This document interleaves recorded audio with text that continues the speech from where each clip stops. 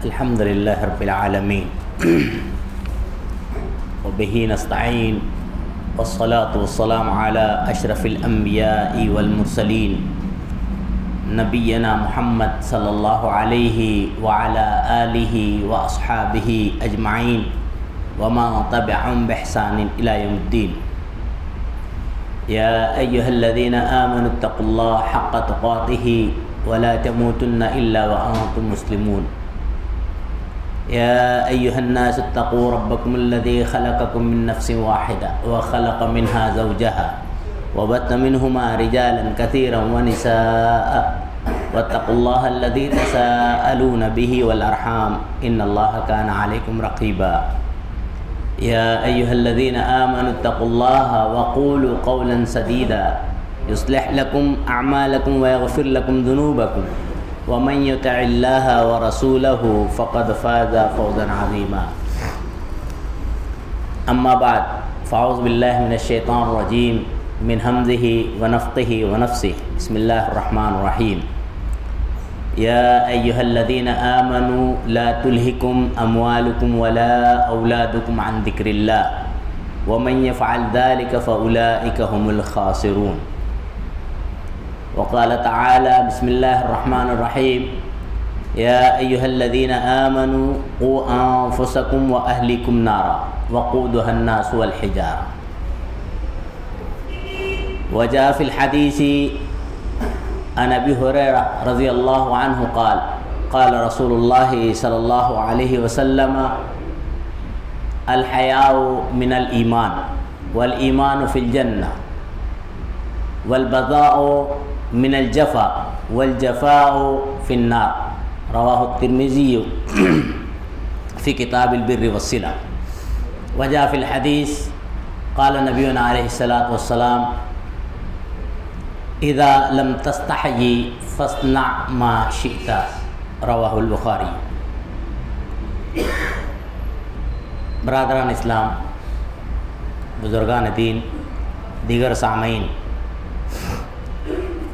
اس وقت میں نے خطبہ مسنونہ کے بعد قرآن حکیم کی سورہ منافقون اور سورہ التحریم کی ایک آیتوں کا ٹکڑا اور اس کے بعد ایک حدیث جو امام ترمذی نے اپنی ترمذی میں نقل کی ہے صحیح سند سے، اور امام بخاری نے جو روایت اپنی بخاری میں نقل کی ہے انہیں پڑھا ہے، اور انہی قرآن کی آیتیں اور حدیثوں کے تناظر میں کچھ باتیں جدید ٹیکنالوجی اور فائدے یا نقصانات اس عنوان سے رکھی جائے گی۔ اللہ تبارک و تعالیٰ سے دعا کرتے ہیں کہ الہ العالمین مجھے شریعت اسلامیہ کی ہی روشنی میں کہنے اور ہم تمام کو شریعت اسلامیہ پر حتی المقدور عمل پیرا ہونے کی توفیق عنایت فرمائے، آمین۔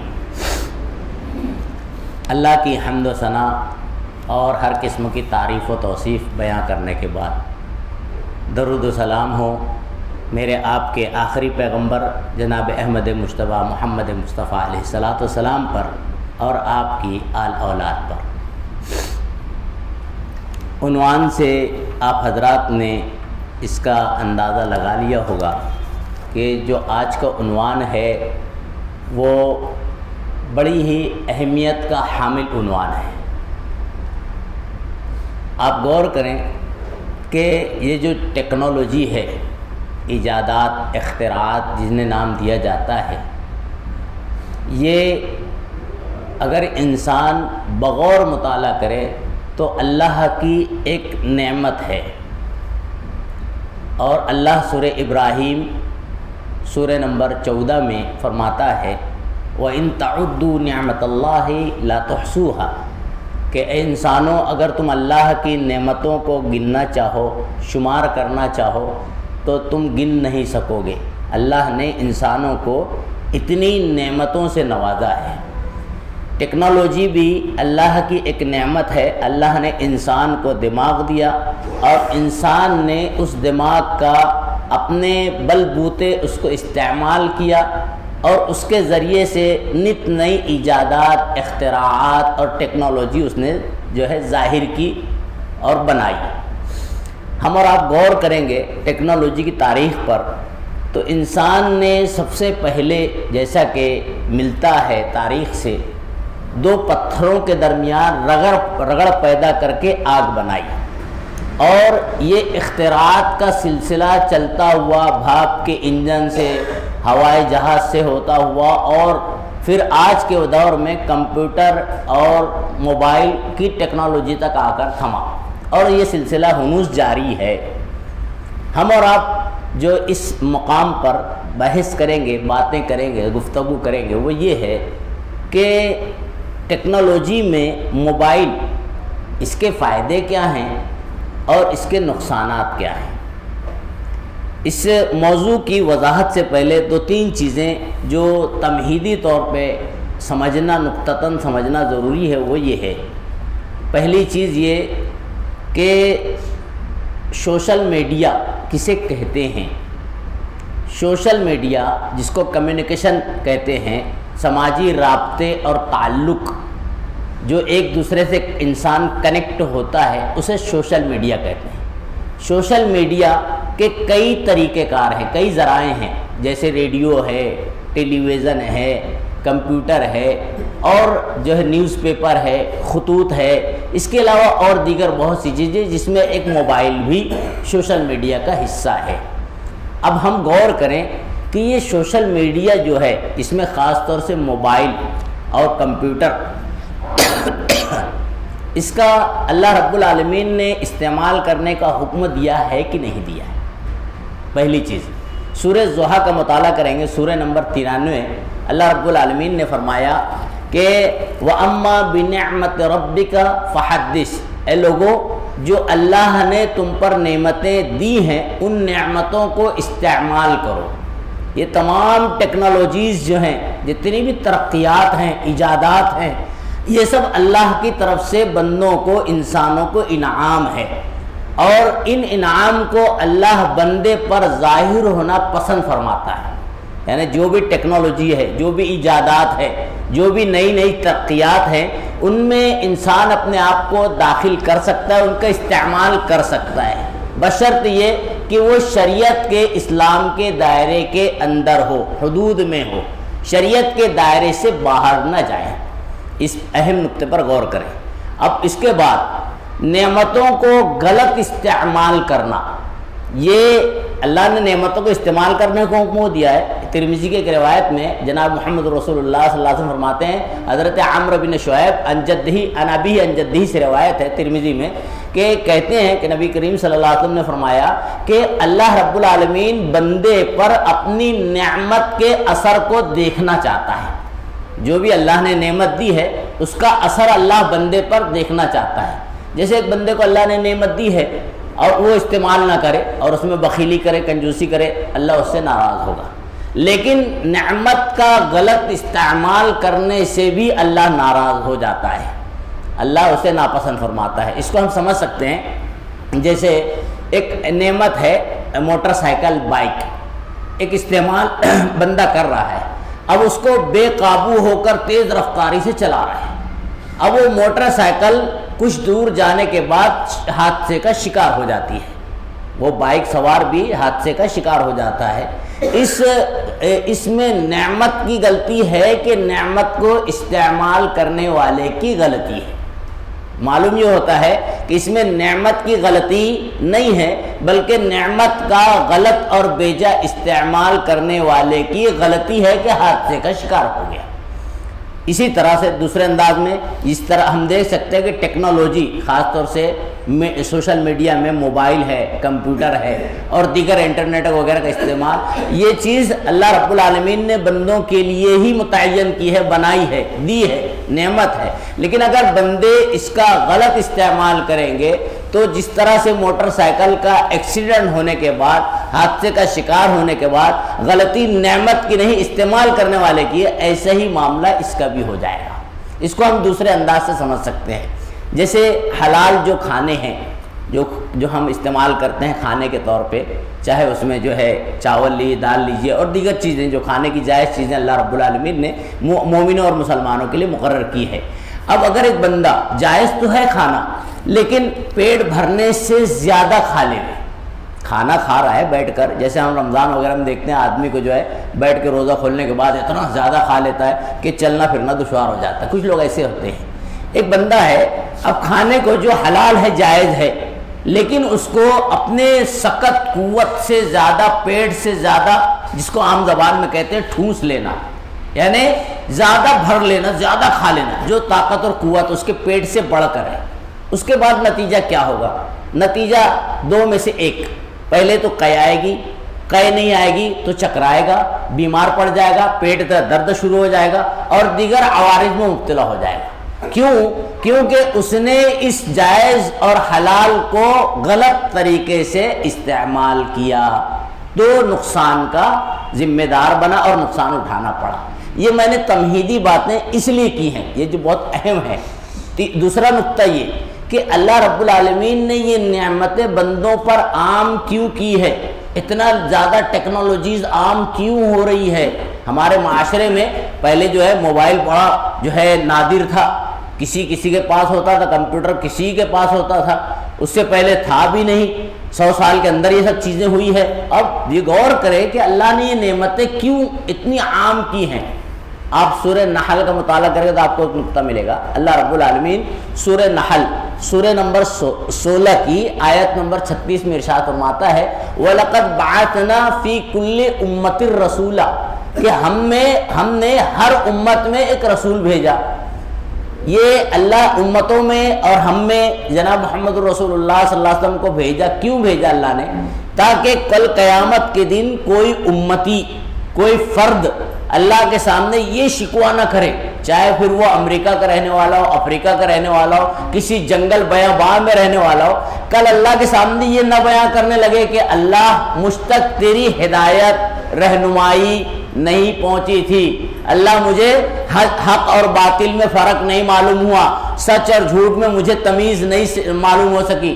اسی لیے آپ غور کریں، اس دور میں جو موبائل عام ہے اس کی وجہ دیکھیں، اس میں استعمال کرنے والے شہری بھی ہے، دیہاتی بھی ہے، بچہ بھی ہے، بوڑھا بھی ہے، جوان بھی ہے، عمر دراز بھی ہے، مرد بھی ہے، خواتین بھی ہے، اور اس کے بعد جو ہے دیہاتوں میں جنگلات وغیرہ میں بھی جو ہے بڑے جنگلات ہیں افریقہ کے، اس میں بھی استعمال ہو جا رہا ہے۔ تو یہ سب کیوں ہو رہا ہے؟ تاکہ کوئی بھی دنیا کا انسان کل قیامت کے سامنے اللہ سے عذر نہ بیان کرے۔ اللہ فرماتا ہے سورہ اسراء میں سورہ نمبر 17 آیت نمبر 15 میں وَمَا كُنَّا مُعَذِّبِينَ حَتَّى نَبْعَثَ رَسُولًا، کہ ہم کسی بندے کو عذاب نہیں دیں گے یہاں تک کہ رسول کو پہنچائیں، رسول کی باتوں کو پہنچائیں۔ معلوم یہ ہوتا ہے کہ رسول کا جو رسول آخر الزمان جناب محمد رسول اللہ صلی اللہ علیہ وسلم ہیں، ان کی باتوں کو پہنچانے کے لیے ہر انسان تک اللہ نے یہ ٹیکنالوجی کو عام کر دیا ہے۔ بندے کے ہاتھ میں موبائل نظر آئے گا، کمپیوٹر نظر آئے گا۔ کیوں نظر آ رہا ہے موبائل اور کمپیوٹر؟ اس لیے یہاں تک کہ پہلے تو بینا لوگ دیکھتے تھے، اب نابینا بھی استعمال کر رہے ہیں۔ ہم اور آپ دیکھتے ہیں نا، ایک بندہ نابینا ہے، اسے آنکھ سے نظر نہیں آتا ہے، ایک بندہ گونگا ہے، زبان سے بول نہیں پاتا ہے، پھر بھی برابر وہ موبائل کا استعمال کر رہا ہے۔ گونگا ہے تو اشارے سے بات کر رہا ہے دیکھ کر، یہ سب اللہ کی طرف سے۔ نابینا ہے، نہیں دیکھ پا رہا ہے، سن کر استعمال کر لے رہا ہے، اس سے کنیکشن کر لے رہا ہے، باتیں کر لے رہا ہے، کچھ سننا ہے تو سن کر جو ہے دیکھ اپنے حالات سے واقف ہو جاتا ہے۔ یہ سب عام اللہ نے اس لیے کیا ہے تاکہ اللہ کی حجت پوری ہو جائے بندے پر، ہر بندے تک اسلام پہنچ جائے، کہ بھائی کل کوئی قیامت کے دن نہ کہے اللہ مجھ تک اسلام نہیں پہنچا تھا۔ یہ اہم نقطہ ہے۔ اور جو تیسرا اہم نقطہ یہ ہے کہ بندے کو کوئی بھی نعمت جو اللہ نے دی ہے اسے استعمال کرنے میں محتاط رہنا چاہیے۔ غیر محتاط ہونے میں وہ نعمت اس کے لیے باعث ہلاکت بن جاتی ہے، جس کی میں نے تفصیل بیان کی ہے۔ آپ غور کریں، آج ہمارے معاشرے میں بندہ مومن کو، خاص طور سے ایمان والے کو، چاہے وہ مرد ہو یا خاتون ہو، نوجوان ہو یا بوڑھا ہو، ہر ایک کو یہ ضرور غور کرنا چاہیے کہ موبائل وہ چلا رہا ہے کہ موبائل اسے چلا رہا ہے۔ ہمیں آپ کو آج کے وقت میں یہ غور کرنا چاہیے کہ موبائل کو بندہ چلا رہا ہے کہ بندے کو موبائل چلا رہا ہے؟ اگر موبائل بندہ چلا رہا ہے تو ٹھیک ہے، لیکن اگر بندے کو موبائل چلا رہا ہے، ٹیکنالوجی چلا رہی ہے، تو اس کے لیے ہلاکت کا سبب بن سکتا ہے۔ اور آج ہمارے معاشرے میں نوجوان طبقے کو غور کریں تو معلوم یہ ہوتا ہے کہ زیادہ تر لوگوں کی زندگیوں کو موبائل چلا رہا ہے۔ اٹھنے کا وقت موبائل طے کر رہا ہے، سونے کا وقت موبائل طے کر رہا ہے، کھانے کا وقت موبائل طے کر رہا ہے۔ تو یہ غور کرا جائے کہ کیا ہم ہر شخص اپنے آپ پر غور کر سکتا ہے کہ مجھے موبائل چلا رہا ہے کہ میں موبائل کو چلا رہا ہوں؟ ٹیکنالوجی کا میں استعمال کر رہا ہوں کہ ٹیکنالوجی مجھے استعمال کر رہی ہے؟ ہر بندے کو اس پر غور کرتے ہوئے زندگی گزارنا چاہیے۔ تو کہنے کا مطلب یہ ہے کہ ٹیکنالوجی کے فائدے سے کوئی انکار نہیں کر سکتا ہے، بہت سے فائدے ہیں۔ خاص طور سے ٹیکنالوجی کا فائدہ کیا ہے؟ وقت کی بچت اور محنت شاقہ سے تحفظ، یہ بڑا اہم فائدہ ہے۔ پہلے بہت سا وقت لگتا تھا کچھ کام کرنے کے لیے، اب منٹوں میں ہو جاتا ہے، ہم اور آپ دیکھتے ہیں۔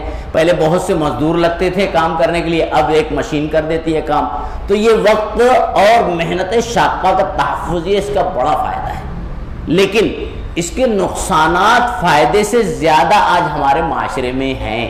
وہ کیا نقصانات ہیں خاص طور سے موبائل کے، اس کی تفصیل میں آپ کو رکھتے ہوئے بتاتا ہوں کہ اللہ رب العالمین قرآن میں کہتا ہے، سورہ دہر، سورہ نمبر سورہ آخر 29ویں پارے کی ہے، سورہ انسان بھی کہتے ہیں۔ اللہ اس میں فرماتا ہے، انا ہدیناہ السبیل، ہم نے انسان کو راستہ بتایا، اما شاکرا و اما کفورا۔ اب بندے کے اوپر ہے کہ وہ کون سا راستہ اختیار کرے۔ اللہ نے اختیار انسان کو دے دیا ہے، اللہ نے اختیار انسان کو دے دیا۔ یہ نقطہ انسان کو سمجھ نہیں رہا ہے، ایمان والوں کو سمجھ نہیں رہا ہے کہ اللہ نے دنیا میں اختیار دیا ہے۔ اب اپنے اختیار سے انسان اپنے آپ کو لے کر چلے کہاں چلنا چاہے، اما شاکرا و اما کفورا، یا تو شکر گزار والا، شریعت والا، انسانیت والا، جو اللہ کا بتایا وہ نظام اور قانون اس کے مطابق چلے، و اما کفورا، من مانی کرتے ہوئے اپنے من سے فیصلے کرتے ہوئے زندگی گزارے۔ یہ اللہ نے دونوں اختیار انسان کو دیا ہوا ہے۔ اس کی میں ایک مثال دیتا ہوں۔ آدمی جو ہے، اگر بندہ اپنے آپ کو صحیح راستے پر لے کر چلنا چاہے تو مشکلات اور تکالیف آ سکتی ہیں، لیکن اسے صحیح راستے پر بھی زندگی گزارنا ممکن ہے۔ اور اگر ایک بندہ چاہے کہ مجھ سے ممکن نہیں ہے تو پھر وہ غلط راستے سے زندگی گزارے تو بھی اس کی زندگی گزر جائے جتنی اس کی مقدر دنیا میں اللہ نے لکھی ہے۔ اس کی مثال ہم سمجھ سکتے ہیں، یہ جو نسبت ہے حضرت عمر سے بھی ملتی ہے، حضرت علی سے بھی ملتی ہے رضی اللہ عنہما۔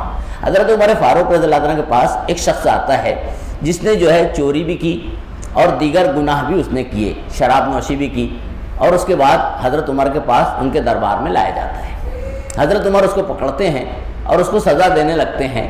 تو حضرت عمر سے کہتا ہے، وہ شخص جو مجرم کی کنڈیشن میں حضرت عمر کے پاس آیا ہے، کہتا ہے، امیر المومنین مجھے آپ کس چیز کی سزا دو گے؟ میں فلاں بھی کرتا ہوں، یہ بھی گناہ ہے، یہ بھی گناہ ہے۔ حضرت عمر فاروق رضی اللہ عنہ کہتے ہیں، اتنا سب کرتے ہو سب چھوڑ دو، غلط کرتے ہو ورنہ سزا زیادہ ملے گی، اللہ کو جواب دینا ہے، سمجھاتے ہیں اس کو۔ تو اس شخص کہنے لگتا ہے کہ عمر المومنین میں اتنے ایک ساتھ اتنا سب نہیں چھوڑ سکتا ہوں، آپ مجھے ایک ایک کر کے چھوڑنے کے لیے کہیے۔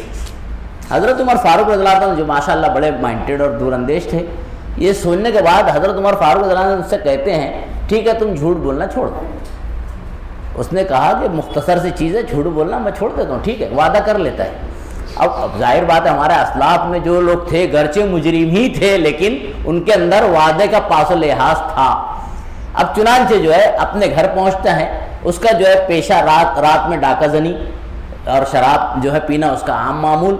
چنانچہ جو ہے جب اپنے ڈاکہ زنی کے لیے نکلتا ہے تو اس سے پہلے سوچتا ہے کہ اگر امیر المومنین صبح مجھ سے پوچھیں گے کہ تو نے ڈاکہ ڈالا تھا، اگر کہوں گا کہ نہیں ڈالا تھا تو مشکل میں آ جاؤں گا، غلط ہو جائے گا، جھوٹ ہو جائے گا، اور اگر کہوں گا کہ ہاں ڈاکہ ڈالا تھا تو مجھ کو سزا ملے گی۔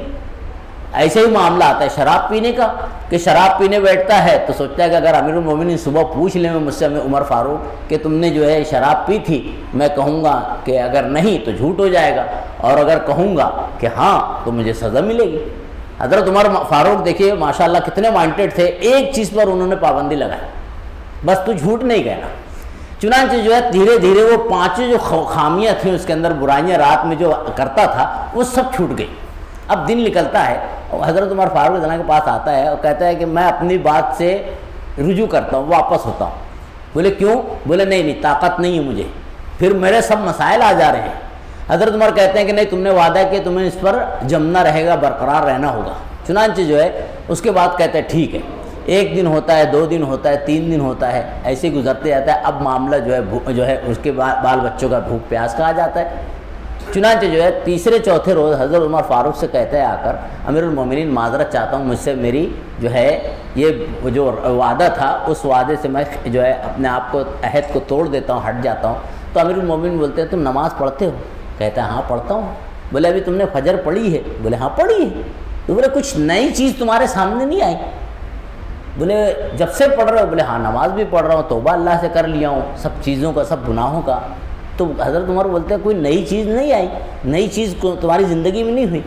کہتے ہیں نہیں کچھ نہیں ہوا، بس ایک چیز مجھے آج نظر آئی۔ بولے میں نماز فجر کے بعد بیٹھا ہوا تھا تو ایک بوڑھا شخص جو ہے مسافر گزر رہا تھا، اس نے گزرتے گزرتے مجھے پوٹلی دے دی، 2 پوٹلیاں اس کے پاس تھی، سفر میں تھا۔ اس نے مجھے میرے پاس ایک پوٹلی رکھی اور کہا کہ میں جا رہا ہوں، آپ کا گھر راستے میں پڑتا ہے، میں اس طرف سفر پہ جا رہا ہوں، اگر چند گھنٹوں میں، اس نے بتایا کہ اتنے گھنٹوں میں اگر میں آ جاؤں تو ٹھیک ہے، ورنہ یہ تیرا حصہ ہو گئے، تو پوٹلی تو استعمال میں لے لے۔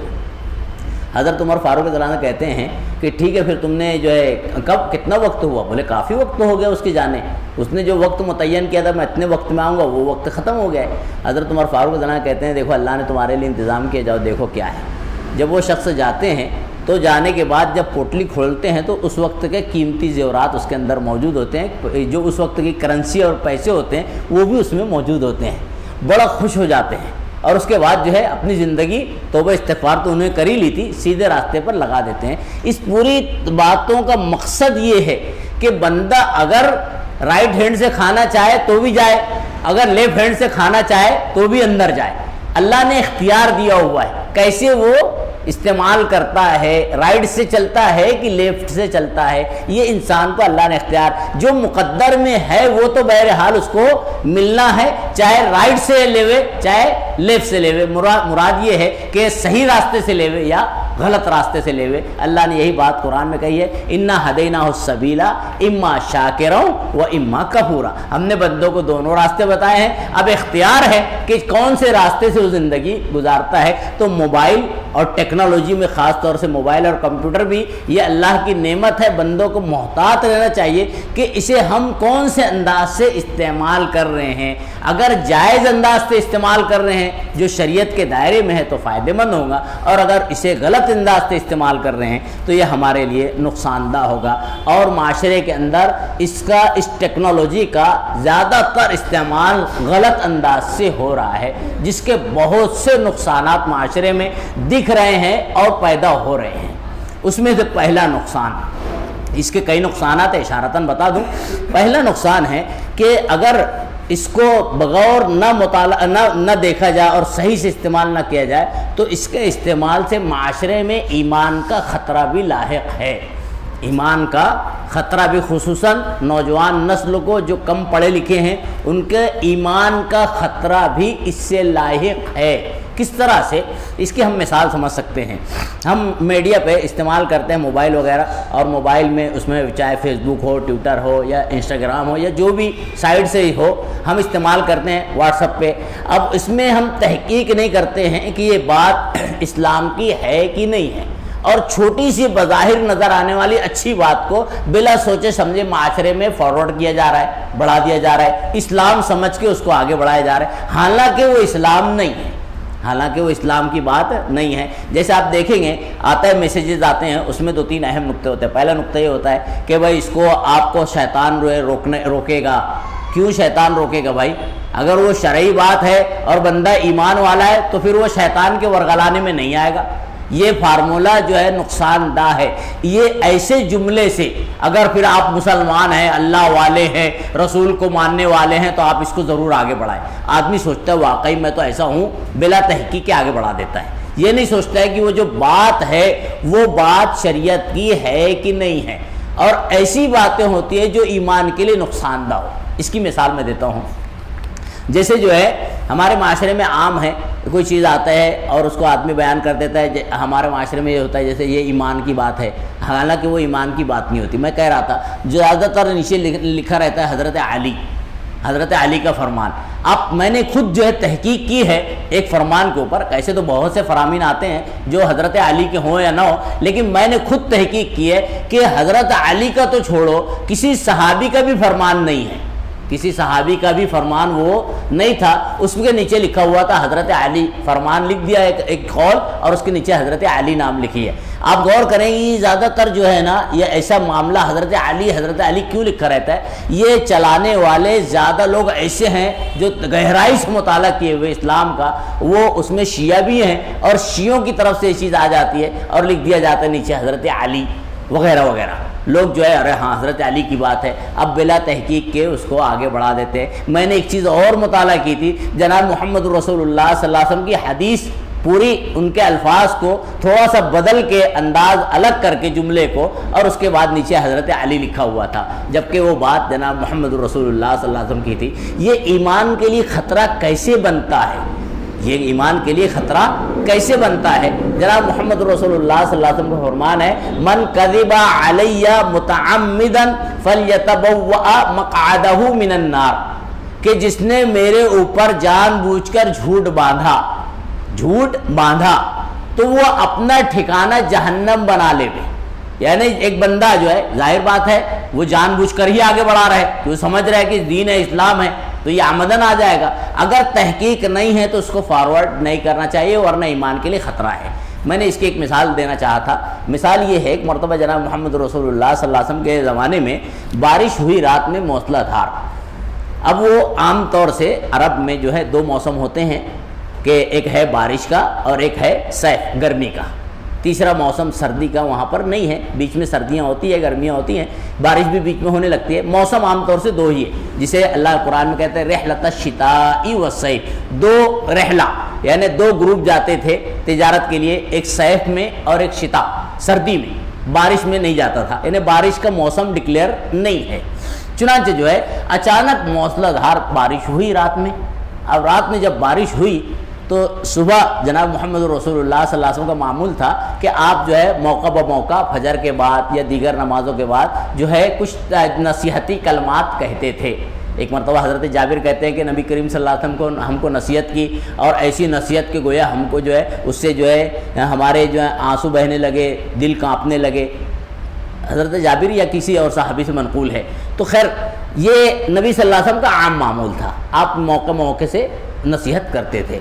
اب فجر کے بعد ایک مرتبہ آپ نے نصیحت کی، اور نصیحت میں یہ کہا کہ ہم میں سے کچھ لوگوں نے ایمان کی حالت میں صبح کی اور کچھ لوگوں نے کفر کی حالت میں صبح کی. صحابہ کرام رونے لگے، کیونکہ کفر والا معاملہ بڑا ٹیڑھا ہے کہ آدمی اگر کفر کی حالت میں مر جائے تو جہنم ہے. صحابہ کرام رونے لگے سب کے سب. اللہ کے نبی صلی اللہ علیہ وسلم سے ڈرتے ہوئے وہ کہتے ہیں کہ اللہ کے نبی صلی اللہ علیہ وسلم ہم میں کس نے کفر کیا؟ ایمان کی حالت میں صبح کی ہو تو سمجھ میں آیا، لیکن کفر کی حالت میں اب ہم میں کس نے کفر کیا؟ تو نبی صلی اللہ علیہ وسلم نے نقطہ بیان کیا کہ جو رات میں موسلا دار بارش ہوئی ہے تو جس نے یہ کہا کہ فلاں 76 ستارے کی وجہ سے ہوئی ہے، جیسے آج ہمارے معاشرے میں کہتے ہیں نا یہ بے موسم بارش ہے فلاں کی وجہ سے ہو رہی ہے، یہ بارش فلاں کی وجہ سے نہیں ہو سکتی ہے، اللہ رب العالمین کے حکم و مشیت سے ہی ہوگی، چاہے وہ بے موسم ہی کیوں نہ ہو. اللہ رب العالمین کی حکمت اس میں بھی چھپی ہوتی ہے، کوئی چیز بے موسم نہیں ہو سکتی ہے. تو چنانچہ جو ہے وہ بات ہوئی تو نبی صلی اللہ علیہ وسلم فرماتے ہیں جس کا یہ ایمان رہا کہ فلاں 76 کی وجہ سے بارش ہوئی وہ کافر ہو گیا، اور جس نے یہ کہا کہ اللہ کے حکم و مشیت سے ہی بارش ہوئی رات میں، بے موسم ہی کیوں نہ ہو لیکن اللہ کے حکم و مشیت سے ہوئی، تو وہ مومن رہا. یہ چھوٹا سا نقطہ جناب محمد رسول اللہ صلی اللہ علیہ وسلم نے بتا کر آج ہمارے معاشرے کے لیے خاص طور سے جو میڈیا کا استعمال، سوشل میڈیا کا استعمال کرتے ہیں، واٹس ایپ اور جو فیس بک اور انسٹاگرام، ان کے لیے ایک بہت بڑا سبق دیا ہے کہ چھوٹی سی چیز بھی آدمی کے ایمان کو ختم کر سکتی ہے. یہی چیز نبی صلی اللہ علیہ وسلم نے بیان فرمایا تھا ایک حدیث میں کہ قیامت کے قریب ایمان کو بچانا بہت مشکل ہو جائے گا، یہاں تک کہ ایک بندہ صبح مومن ہوگا، شام ہوتے ہوتے کافر ہو جائے گا، اور ایک بندہ شام میں مومن ہوگا، صبح ہوتے ہوتے کافر ہو جائے گا۔ اگر ہم ٹیکنالوجی کے اس جو ہے میڈیا کے اس سوشل میڈیا کے موبائل اور کمپیوٹر وغیرہ پر بغور مطالعہ کریں، دیکھیں، دھیان دیں، تو اس سے معاملہ یہ جناب محمد رسول اللہ صلی اللہ علیہ وسلم کی بات جو ہے 100% صحیح ہو جاتی ہے کہ آج ہمارے معاشرے میں ایسی چیزیں داخل ہو گئی ہیں جو ایمان کے لیے خطرہ ہے۔ نظروں کا اختلاط یہ بھی بہت اہم ہے۔ نظروں کا اختلاط یہ سوشل میڈیا خاص طور سے موبائل اور کمپیوٹر کا نقصان ہے۔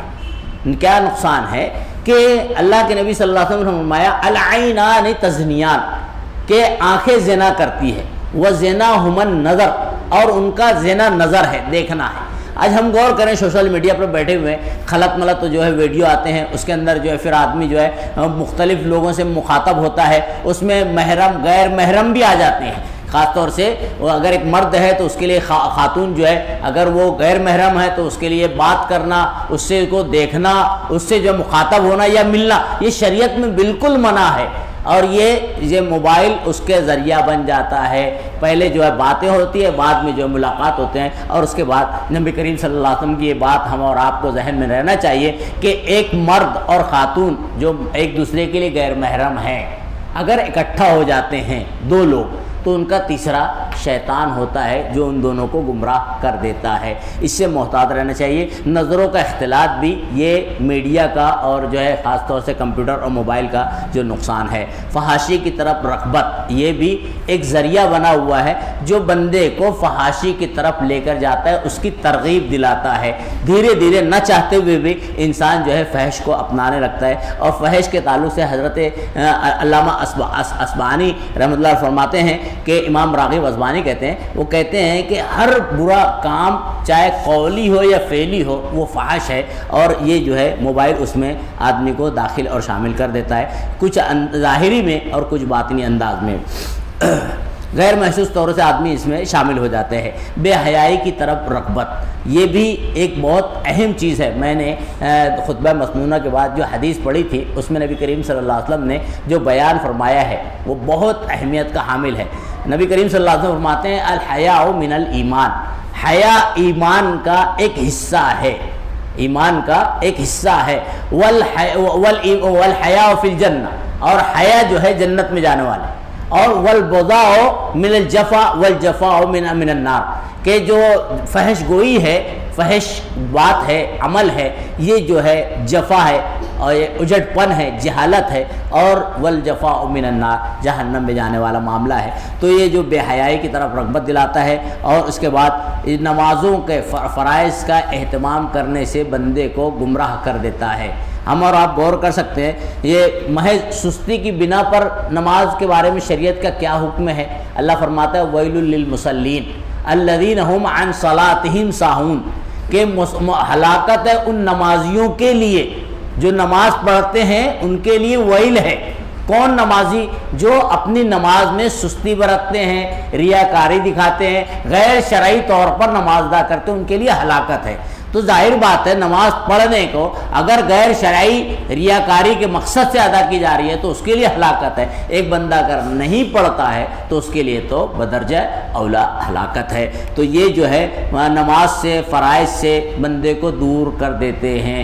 یہ ٹیکنالوجی جو ہے خاص طور سے موبائل کی، اگر بندہ اس میں جو ہے بلا غور فکر لگا رہے تو بندے کو دھیرے دھیرے جو ہے شیطان اس کا راستہ اختیار کرتا ہے، اور دھیرے سے وہ شیطان کے ساتھ لگا رہتا ہے اور شریعت کا نافرمان ہو جاتا ہے، فرائض چھوٹ جاتے ہیں۔ اس پر آپ غور کر سکتے ہیں، قرآن میں اللہ رب العالمین فرماتا ہے وَمَن يَعْشُ عَن ذِكْرِ الرَّحْمَنِ نُقَيِّضْ لَهُ شَيْطَانًا فَهُوَ لَهُ قَرِينٌ۔ بہت اہم بات ہے، ایک بندہ اگر اللہ کے ذکر سے دور ہو، وَمَن يَعْشُ عَن ذِكْرِ الرَّحْمَنِ، جو رحمان کے ذکر سے دور ہو، تو پھر اللہ فرماتا ہے نُقَيِّضْ لَهُ شَيْطَانًا، ہم اس کے لیے شیطان متعین کرتے ہیں، فَهُوَ لَهُ قَرِينٌ، وہ اس کا دوست بن جاتا ہے۔ اب ایک بندہ ہے، اذان ہو رہی ہے اور جو ہے نماز نہیں جا رہا ہے، وہ موبائل میں لگا ہے، چاہے کسی بھی طرح سے۔ اب اگر اذان ہو گئی، فرائض ہیں، تو اس کے بعد کتنا بھی اہم ہے پھر وہ غیر فرض ہے، وہ پھر اس کی اہمیت نہیں، چاہے قرآن ہی پڑھ رہا ہو۔ اگر اذان کا وقت ہے، معلوم ہے نماز کا وقت ہے، آدمی سوچے میں قرآن ہی تو پڑھ رہا ہوں، تفسیر ہی تو پڑھ رہا ہوں، تو نہیں ہے۔ ایک فریضہ آپ کے سامنے یہ نوافل میں ہے، یہ فرائض نہیں ہے، سنن میں ہے، تو آپ فریضے کو چھوڑ کر سنن نوافل میں پڑھیں تو غلط ہے۔ تو اگر ایک بندہ جو ہے غیر شرعی چیزوں میں لگا ہوا ہے، چاہے وہ پھر گیم کا ہو یا ناجائز چیزیں دیکھنے میں لگا ہوا، اور اس میں پڑا، اور اس کے بعد حی علی الصلاۃ حی علی الفلاح کی آواز آ رہی ہے، اور اس کے بعد دھیرے دھیرے اس میں سے ہٹتا ہے، اس میں لگا ہوا ہے اور گہرائی میں جاتا ہے، نتیجہ یہ ہوتا ہے کہ اذان ہوتی ہے، کچھ منٹ کے بعد نماز ہوتی ہے، نماز ختم ہو جاتی ہے، بندہ سوچتا ہے میں اب جاؤں گا اب جاؤں گا اب جاؤں گا، دھیرے سے نماز ختم ہوتی ہے، دوسری نماز کا وقت آنے لگتا ہے، بندہ اس میں ہی لگا ہوا رہتا ہے، کیونکہ شیطان اس کا ساتھی بن جاتا ہے، اور شیطان اس کو دھیرے دھیرے وہ ملمہ سازی کرتے ہوئے، اس کا مزاج بناتے ہوئے اس میں ایک حصہ دار بنا دیتا ہے، اور پھر وہ شیطان کے راہ پر نکل پڑتا ہے، اللہ رب العالمین کے فرائض کو احکامات کو چھوڑ دیتا ہے۔ یہ بھی نقصان ہے، جب فرائض چھوٹتا ہے تو نوافل تو بدرجہ اولا آدمی چھوڑ دیتا ہے، نوافل کا بھی اہتمام اس کی وجہ سے ختم ہوتے جاتا ہے۔ میوزک سننا یہ بھی اس کے نقصانات میں سے ایک نقصان ہے۔ نبی کریم صلی اللہ علیہ وسلم کا ایک عام فرمان ہے الجرس من الشیطان، کہ سیٹھی شیطان کے حصے میں سے ہے۔ اب اس کو جو ہے دوسرے انداز سے آدمی کہے کہ یہ نبی صلی اللہ علیہ وسلم کے سامنے ایک بچیاں دف بجا رہی تھی، گنگنا رہی تھی، تو جواز کے راستے نکالے، تو یہ خیر انسان کو شیطان جو ہے یہ راستے ہموار کر کے بتاتا ہے، حالانکہ اسلام میں اس کے لیے ممانعت ہے اور شریعت میں اس کی جو ہے نفی کی گئی ہے۔ اب اس کو ساز کی شکل میں دے وے، اس کو گیت کی شکل میں دے وے، یا اس کو نعت کا ہی انداز کیوں نہ دے وے، لیکن اگر وہ میوزک ہے تو بہرحال اس کی ممانعت ہے۔ سورہ لقمان میں اللہ رب العالمین نے اس کی طرف اشارہ کیا ہے، اور لوگوں میں کچھ ایسے لوگ ہیں ومن الناس من یشتری لہو الحدیث، جو برائیوں کو خریدتے ہیں اور اس کے بعد برے خباتوں کو لوگوں پہ جو ہے خرید کر پھیلاتے ہیں اور لوگوں کو اللہ کی راہ سے گمراہ کرتے ہیں۔ یہ اس طرح سے اللہ کی آیتوں کا مذاق اڑانے کے برابر ہے۔ جھوٹ اور مزاح یہ بھی اس کے ایک نقصان میں سے بڑا نقصان ہے، یہ ہے تفصیلی باتیں ہیں۔ یہ جھوٹ جو ہے یہ کیسے میڈیا پر، سوشل میڈیا پر، موبائل پہ عام ہوتا جا رہا ہے، اس پر ہم غور کریں۔ مزاح، مذاق، یہ دونوں چیزیں بہت اہمیت کی حامل ہے۔ آج ہم دیکھیں آدمی لائک اور شیئر کے چکر میں کہ بھائی مجھے چند لائک مل جائے، چند لوگ مجھے پسند کرنے لگے، مجھے میری باتوں کو شیئر کریں اور لوگوں میں پھیلائیں، اس کے ناطے آدمی جو ہے جائز ناجائز ہر کام کو کر بیٹھ رہا ہے۔ اس کے بعد جو ہے بے بنیاد بات میں ہنسانا لوگوں کو بے وجہ، اور خاص طور سے لوگوں کو چٹکلا بیان کر کے جو غلط طریقے سے باتیں ہیں وہ بیان کر کے لوگوں کو جو ہے ہنسانے کی کوشش کرتا ہے۔ یہ بھی جو ہے اس کے لیے نقصان کا سبب بن سکتا ہے، اگر اس کا مقصد لائک یا شیئر ہی کیوں نہ ہو۔ لیکن اگر وہ بے بنیاد اور مزاحیہ بات ہے جس کی کوئی حقیقت نہیں ہے اور اس سے جو ہے لوگ ہنس رہے ہیں اور وہ جو ہے لوگوں کو مزاح کا جو ہے ایک سبب بنتا ہے، تو یہ بھی گمراہی کا راستہ بن جائے گا۔ نبی کریم صلی اللہ علیہ وسلم نے کہا ہے کہ تم لوگ اکثرو جو ہے زیادہ رو اور کم ہنسو، کیونکہ زیادہ ہنسنا دلوں کو مردہ کر دیتا ہے،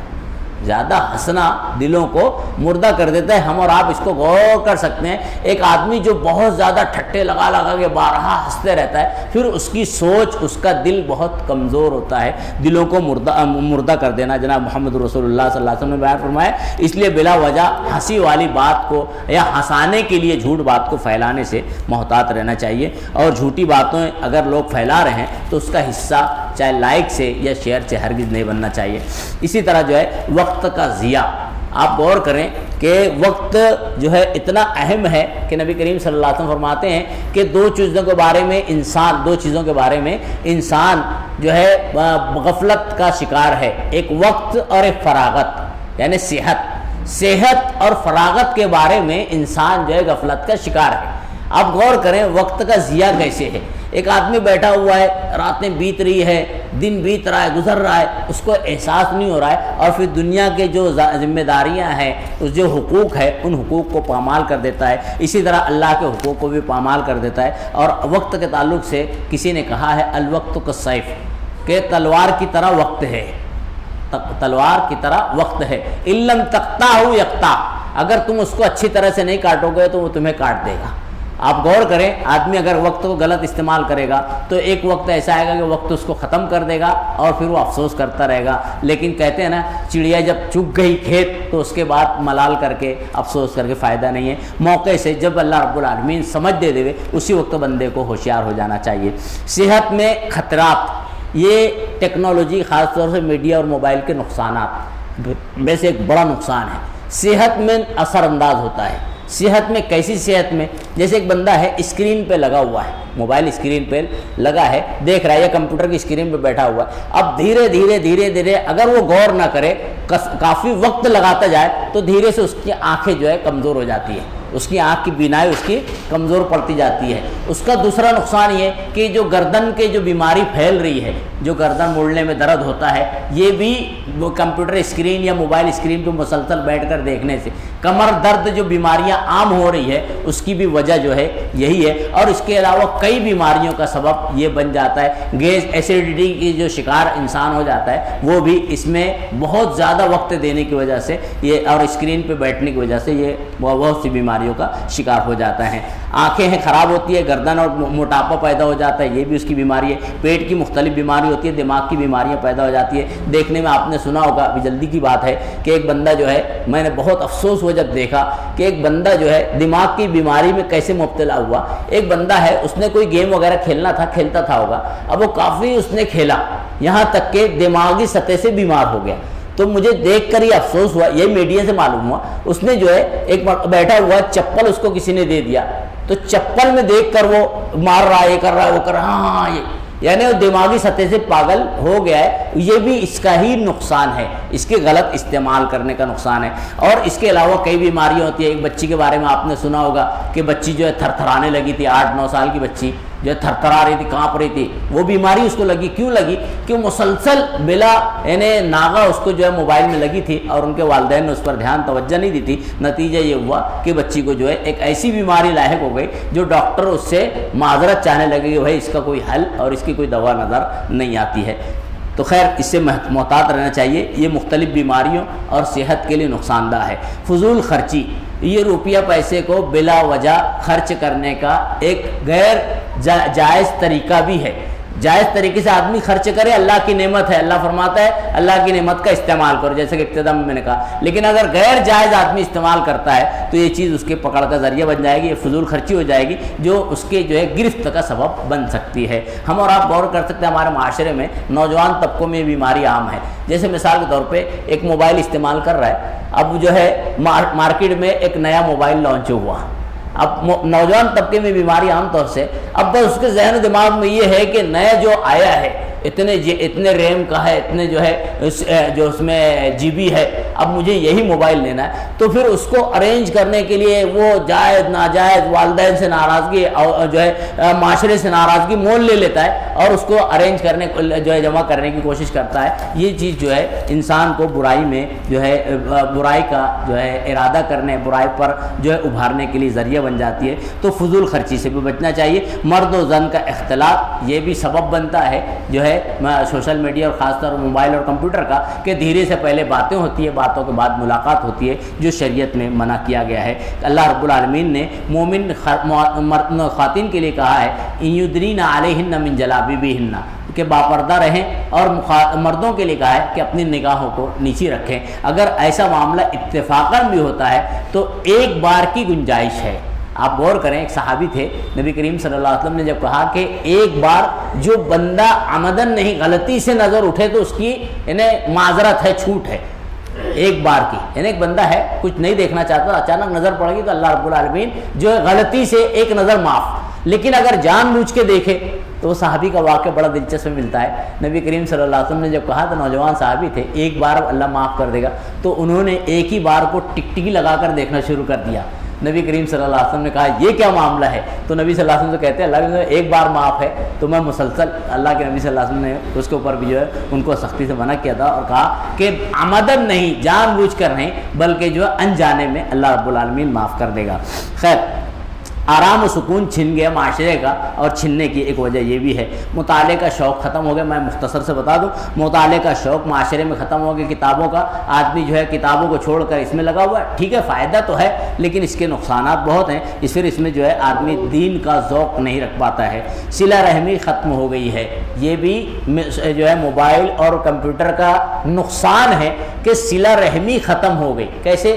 ایک آدمی جو ہے بیٹھا ہوا ہے دن بھر، نہ والد کا حکم مان رہا ہے، نہ والدین پردہ کا حکم مان رہا ہے، اسی طرح جو ہے نہ رشتہ داروں کا خیال کر رہا ہے، نہ کسی کے حقوق ادا کر رہا ہے، موقع ہی نہیں جانے کے لیے، چھٹی نہیں مل رہی ہے اس کو، یہ جو اس کے معذرتیں ہیں، یہ جو ہے اس کا نقصان ہی ہے۔ بیوی بچوں کے حقوق نہیں ادا ہو رہے ہیں۔ نفسیاتی مریض ہونا یہ بھی بہت اہم ہے۔ یہ میڈیا کے یعنی خاص طور سے موبائل کا نقصان کیا ہے؟ آدمی نفسیاتی مریض ہو جاتا ہے۔ کیسے نفسیاتی مریض ہوتا ہے اس کو آپ سمجھیں گے، جیسے مثال کے طور پہ اس نے بار بار اسکرین پہ انگوٹھا گھمانا ہے، اب وہ ہر چند منٹ کے بعد ابھی موبائل ایسے رکھے گا نہیں، وہ نفسیاتی مریض کس طرح سے موبائل ابھی رکھا نہیں، پھر اس کے ذہن میں آتا ہے لاؤ کسی نے شیئر تو نہیں کیا، لاؤ کسی نے لائک تو نہیں کیا، پھر اٹھا کر موبائل دیکھتا ہے، ہاں کوئی لائک نہیں کیا، پھر رکھتا ہے، پھر دماغ میں آتا ہے، پھر اٹھا کر دیکھتا ہے، صبح نیند میں سے اٹھتے پہلے موبائل دیکھتا ہے کہ میری باتوں کو کتنے لوگوں نے لائک کیا، کتنے لوگوں نے شیئر کیا۔ یہ انسان کو نفسیاتی مریض بنا دے رہا ہے۔ آدمی اس کو غور نہیں کر رہا ہے کہ وہ دھیرے دھیرے نفسیاتی مرض کا شکار ہو جا رہا ہے۔ بار بار نوٹیفیکیشن دیکھنا یہ بھی نفسیاتی مریض کا مرض کا شکار ہونے کی ایک علامت ہے۔ کمنٹس اور لائک کے پسند کے لیے پریشان رہنا یہ بھی نفسیاتی مرض کے شکار ہونے کی ایک علامت ہے۔ تہمت کا عام ہو جانا یہ بھی ہمارے معاشرے میں ہے، ایک دوسروں پر تہمتیں لگانا، جبکہ نبی کریم صلی اللہ علیہ وسلم نے فرمایا اتدرون الغیبہ، صحابہ کرام سے پوچھا تھا تم جانتے ہو غیبت کسے کہتے ہیں؟ تو اللہ کے نبی صلی اللہ علیہ وسلم سے صحابہ کرام نے کہا تھا کہ اللہ اس کے رسول جانتے ہیں، بہتر جانتے ہو۔ تو نبی صلی اللہ علیہ وسلم نے فرمایا کہ جو بندے کے اندر خامی ہے اس کو بیان کرنا یہ غیبت ہے، یعنی ایک خامی ہے بندے میں اس کو لوگوں میں عام کرنا یہ غیبت ہے، اور اگر خامی نہیں ہے اور کوئی بیان کرتا ہے یہ بہتان ہے، اور یہ اس سے غیبتیں عام ہوتی جا رہی ہے۔ ایک دوسرے کی غیبتیں کرنا، برائی کا بیان کرنا، یہ برائی کو عام کرنا یہ اس کا ذریعہ بن گیا ہے۔ دشمنان اسلام کا بہت بڑا ہتھ کنڈا ہے یہ، جو اسلام کو مسلمانوں کو نقصان دے رہا ہے۔ ایک نقطہ بہت اہم اس کی طرف اشارہ کرتے ہوئے بات کو ختم کرتا ہوں، سمیٹ لیتا ہوں کہ آج ہمارے معاشرے میں موبائل کو استعمال کرنے سے دشمنان اسلام نے اس کا بڑا فائدہ اٹھایا ہے اور اسلام کے خلاف اس کو جو ہے استعمال کرنا شروع کر دیا ہے۔ ایک مثال دیتا ہوں، پونا میں ایک دکان لگی تھی، اس میں دکان کے اوپر انگلش میں لکھا ہوا تھا اسلامک ریسرچ سینٹر، اسلامک بک سینٹر۔ اب ایک بندہ گزرے گا وہاں سے تو دیکھے گا اسلامک ریسرچ سینٹر یا اسلامک بک سینٹر، تو اس کے بعد فوراً جا کے چند کتابیں دیکھے گا اور اپنے شوق کے حساب سے کوئی کتاب خرید لے گا۔ حالانکہ وہ عنوان تو تھا، اس کو جو سوشل میڈیا میں موبائل وغیرہ میں بھی ڈالا گیا اور اس کو باقاعدہ جو ہے پونا میں لگایا گیا، اسٹال لگایا گیا، حالانکہ وہ دکان قادیانیوں کی تھی۔ دکان کس کی تھی؟ وہ قادیانیوں کی۔ اب ایک بندہ جو ہے ایک مسلمان عام ذہن کا ہے، اب جائے وہاں سے، ارے ہاں اسلامک ہے، تحقیق نہیں ہے زیادہ، اب جا کے قرآن ان کا لے لے اور پڑھ لے، اسی کے مطابق زندگی گزارنے لگے، یا اس کی باتیں اس کے ذہن میں شکوک و شبہات پیدا ہونے لگے، تو یہ گمراہی کا ذریعہ بن جاتا ہے۔ اور یہ بھی میڈیا پر، موبائل وغیرہ پر عام طور سے آتا ہے۔ آپ غور کریں، عربک قرآن آپ ترجمہ کریں، تفسیر قرآن، اس میں آپ دیکھیں تو زیادہ تر اسٹارٹنگ میں جو آئے گا میڈیا پر، موبائل پر یا کمپیوٹر پہ، تو وہ زیادہ تر قادیانوں والا پہلا آئے گا۔ جو اوریجنل ہے وہ بعد میں آئے گا، آپ تحقیق کریں گے، نام لکھیں گے جب آئے گا، لیکن آپ صرف ڈال دیں گے تفسیر قرآن، چاہیے انگلش میں آپ ڈالیں یا اردو میں ڈالیں، تو آپ کو پہلے قادیانیوں والا دے گا۔ تو یہ بہت بڑا نقطہ ہے، اس پر بہت غور کرنا چاہیے۔ جو میڈیا سے نکال رہے ہیں اس کو صحیح طرح سے غور فکر اور تحقیق کے بعد ہی نکالنا چاہیے، ورنہ دشمنان اسلام نے اس کو ہتھ کنڈا بنا لیا ہوا ہے استعمال کرنے کے لیے مسلمانوں کے لیے۔ دھوکہ دہی بھی یہ اس کا ذریعہ بنی ہوئی ہے، اور اسی طرح جو ہے سیلفی، یہ بھی اس کا بڑا نقصان ہے۔ ہم دیکھنے میں آتا ہے، معاشرے میں سننے میں آتا ہے موقع بہ موقع سے، بھائی فلاں سیلفی لیتے لیتے جو ہے ٹرین کے جو ہے زد میں آ گیا، کوئی اوپر دیوار سے کود گیا، گر گیا۔ یہ ہمارا معاشرے میں بھی جلد یعنی ماضی قریب کا واقعہ ہے، دہلی کا زو میں ایک بندہ جو ہے سیلفی لیتے لیتے جو ہے شیر کے سامنے آ گیا تھا، اور اس کے بعد آپ نے بھی دیکھا ہوگا چند سالوں پہلے وہ جو ہے شیر سے اس کا دماغ جو ہے معاف ہو گیا تھا، شیر سے معافی مانگ رہا تھا، اس طرح سے شیر نے اس کے اوپر حملہ کر دیا اور مر گیا۔ تو خیر یہ سیلفی کے نقصانات ہیں جو آدمی اس پر خاص طور سے نوجوان اور بچے جو اس کے اندر ملوث ہے اس میں محتاط رہنا چاہیے۔ یہ سیلفی بھی جو ہے زندگی کو سلب کرنے کا ذریعہ بن گئی ہے، اور جو اسی کا نقصان ہے۔ اسلامی عقائد اور تعلیمات کو نشانہ بنایا جا رہا ہے، شیعی تعلیم کو اسلامی تعلیم بتا کر بیان کیا جا رہا ہے، اس سے بھی محتاط رہنا چاہیے۔ مسلمانوں کو ورغلانا اور متحد نہ ہونے کا ایک ذریعہ یہ بن گیا ہے، آپس کی صلاحیتوں کو ختم کرنے کا ذریعہ بنا ہوا ہے۔ بے بنیاد خبروں کو عام کرنا اس کا مقصد ہو گیا ہے۔ اللہ قرآن میں کہتا ہے کہ ان جاءکم فاسق بنبأ فتبینوا، کہ تمہارے پاس اگر کوئی فاسق و فاجر خبر لائے خاص طور سے ایسا بندہ جس کے بارے میں آپ شکوک شبہات میں مبتلا ہوں کہ بھائی پتہ نہیں صحیح ہے کہ نہیں ہے، پتہ نہیں کون ہے کیا ہے، تو اللہ قرآن میں کہتا ہے فتبین، تم تحقیق کر لو اس کی اور اس کی باتوں کی۔ میں نے میڈیا پہ، وقت ختم ہو رہا ہے، میڈیا پہ میں نے دیکھا تھا، میں بھی ماشاءاللہ اس پہ رہتا ہوں اور رہنا بھی چاہیے، فائدہ مند بھی اگر آدمی اس کو صحیح استعمال کرے تو خیر ایک مرتبہ جو ہے اس پہ آیا، فیس بک پہ کمنٹ آیا، ایک بندہ داڑھی والا تھا اور اس پہ لکھا ہوا تھا کہ بھائی اس کو کون پسند کرتا ہے، کون اس کو لائک نہیں کرتا ہے۔ داڑھی کی طرف ایسے بیک گراؤنڈ میں اشارہ دیا ہوا تھا، داڑھی کی طرف اشارہ تھا، ایک آدمی بنا ہوا تھا، اب اس میں لکھا تھا کون اس کو چاہتا ہے کہ نہیں چاہتا ہے داڑھی کو۔ تو اس کے بعد کچھ لوگوں نے کہا چاہنے والے الگ ہیں، نہیں چاہنے والے، انکار کرنے والے الگ، دونوں طرح سے لوگ آتے ہیں۔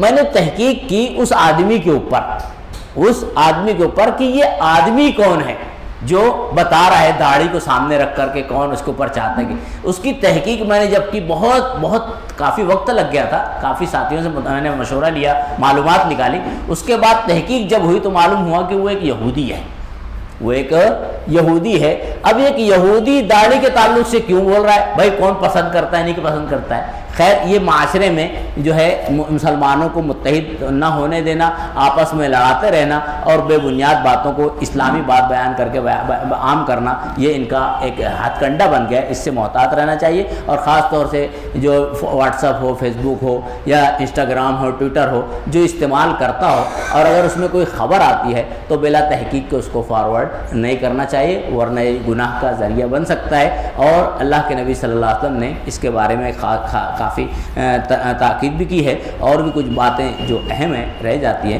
ان سے انشاءاللہ آئندہ موقع سے بیان کی جائے گی۔ اللہ رب العالمین سے دعا ہے، اللہ رب العالمین ہمیں جو سوشل میڈیا ہے، جو ٹیکنالوجی کا ایک حصہ ہے، اللہ رب العالمین اس کو جائز اور صحیح استعمال کرنے کی توفیق عطا فرما دے ہوئے۔ اللہ رب العالمین اگر یہ ہمارے لیے، ہمارے معاشرے کے لیے، نونہالوں کے لیے، ہماری جو ہے اولادوں کے لیے مصیبت کا ذریعہ بن رہا ہو تو اللہ اس سے بچنے کی ہمیں، ہماری اولاد کو توفیق عطا فرما دے ہوئے۔ اللہ رب العالمین ہمیں اسلام کی صحیح تعلیمات سے جو ہے روشناس ہونے اور اس سے جو ہے متفق ہونے اور اس پر عمل پیرا ہونے کی توفیق عطا فرما دے ہوئے۔ اگر کوئی مسئلہ باقی ہو تو انشاءاللہ آئندہ اس کی تفصیل رکھی جائے گی، اور اگر کوئی پوچھنا چاہتا ہو تو انشاءاللہ اس کی رہنمائی کی جائے گی۔ السلام علیکم ورحمۃ اللہ وبرکاتہ۔ یہ جمعہ کے روز جو درود پڑھتے ہیں اصل میں جی جی کہاں تک صحیح ہو؟ درود پڑھنا جمعہ کے دن بہت اہمیت کا حامل ہے۔